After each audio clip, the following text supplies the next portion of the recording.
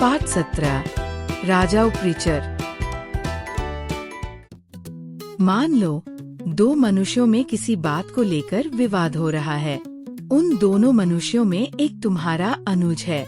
विवाद में अनुज गलत बात कह रहा है। दोनों ही अपनी अपनी बात पर अड़े हैं। दोनों किसी तथ्य पर नहीं पहुंचते और निर्णय के लिए तुमसे प्रार्थना करते हैं। तुम चाहे जो भी निर्णय करो, पर ऐसे अवसरों पर प्राय लोग उन्हीं की बातों का प्रतिपादन करते हैं जो उनके अपने होते हैं या जिनसे उन्हें लाभ होने की संभावना रहती है। परंतु ये तो बहुत बड़ा पाप है। इस पाप के कारण बड़े बड़े पुण्यात्माओं का पुण्य भी नष्ट हो जाता है। उन्हें दुख की आग में जलना पड़ता है। महाराज उपरिचर को, जिन्होंने नारायण की आराधना करके ससैन्य आकाश में उड़ने की शक्ति प्राप्त की थी, लोभ के वशीभूत होकर असत्य का समर्थन करने के कारण पृथ्वी में धंस जाना पड़ा था। महाराज उपरिचर के दृष्टांत को सामने रखकर यदि हम आज के समाज पर दृष्टि डालें तो कहना पड़ेगा कि आज तो समाज में चारों ओर उपरिचर ही उपरिचर है। छोटे लोगों की तो बात ही क्या, आज तो समाज के बड़े बड़े नरपुंगव तक बड़े धल्ले के साथ लोभ के कारण असत्य का समर्थन करते हैं। उपरिचर के पतन और दुख समाज में उपरिचरों की भरमार के ही कारण है, जो आश्चर्य नहीं मानना चाहिए। महाराज उपरिचर की कहानी आज के समाज के लिए बड़ी प्रेरक है, इसलिए हम यहाँ उसे प्रस्तुत कर रहे हैं। सत्ययुग की बात है। एक बार देवताओं और महर्षियों में यज्ञ में बलि को लेकर विवाद उत्पन्न हो उठा। देवताओं ने महर्षियों से कहा, महर्षियों, यज्ञ में अज की बलि होनी चाहिए। श्रुति का ये कथन है, अज बकरे को कहते हैं। फिर आप लोग यज्ञ में बकरे का बलिदान क्यों नहीं करते? पर महर्षि यज्ञ में बलिदान के पक्ष में नहीं थे। वे अहिंसा, सत्य और दया के पुजारी थे। उनकी दृष्टि में किसी जीव को मारना या उसे दुख देना बहुत बड़ा पाप था। महर्षियों ने उत्तर दिया, देवताओं, तुम ये कैसी बात कह रहे हो? तुम्हें इस प्रकार मनुष्यों की परीक्षा नहीं लेनी चाहिए और न उसकी बुद्धि को भ्रम में ही डालना चाहिए। अज अन्न को कहते हैं। वेदों में अन्नों के द्वारा ही यज्ञ करने का निर्देश है। बकरे के बलिदान की आज्ञा वेदों ने कदापि नहीं दी है। परंतु देवता फिर भी अपनी बात पर अड़े रहे। महर्षि भी अपनी बात को छोड़ने वाले नहीं थे। फलतः बलि के प्रश्न को लेकर देवताओं और महर्षियों में विवाद खड़ा हो गया। संयोग की बात, उसी समय महाराज उपरिचर अपने सैनिकों और मंत्रियों आदि के साथ आकाश मार्ग में उड़ते हुए जा रहे थे। वे अपने सैनिकों, मंत्रियों और रथों आदि के साथ उड़कर आकाश मार्ग से किसी भी लोक में भी जा सकते थे। देवताओं और महर्षियों ने भी महाराज उपरिचर को देखा। उन्होंने आपस में सलाह करके निश्चित किया कि विवाद को सुलझाने के लिए क्यों न महाराज उपरिचर को मध्यस्थ बना लिया जाए।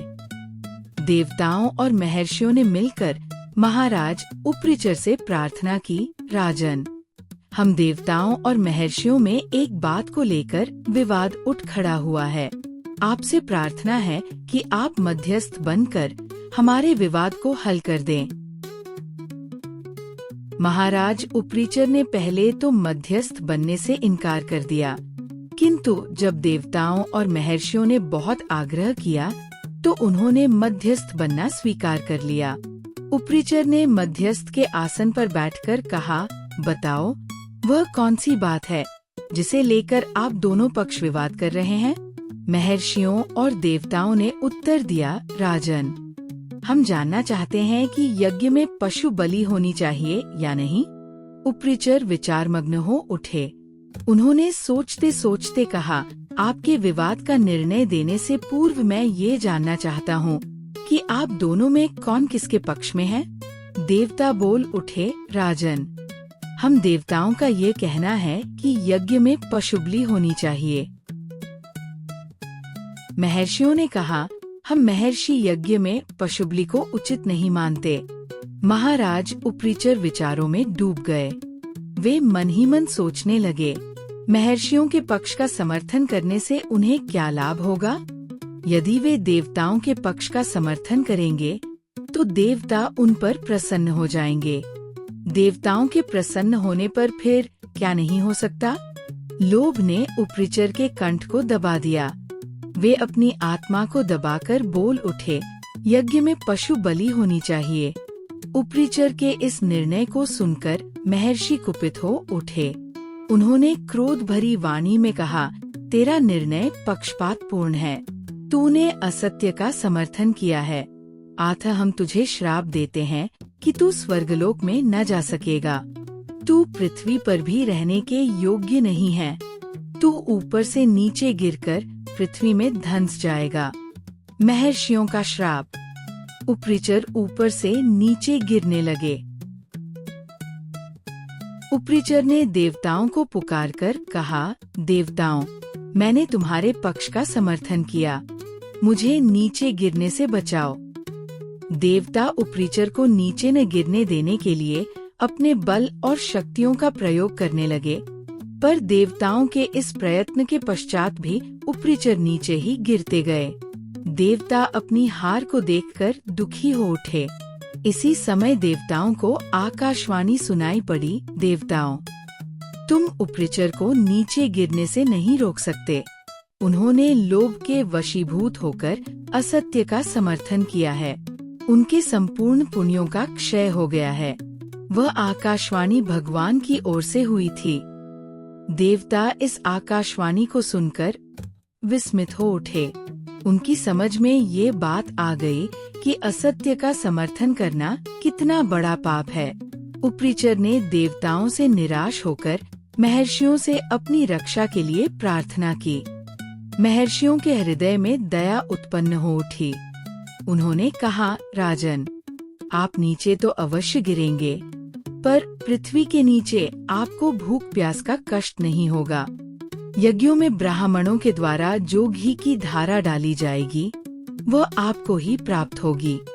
उपरिचर नीचे गिरकर भूगर्भ में चले गए। सुनते हैं वे अब भी भूगर्भ में हैं और यज्ञों में डाली हुई घी की धारा से संतृप्त हुआ करते हैं।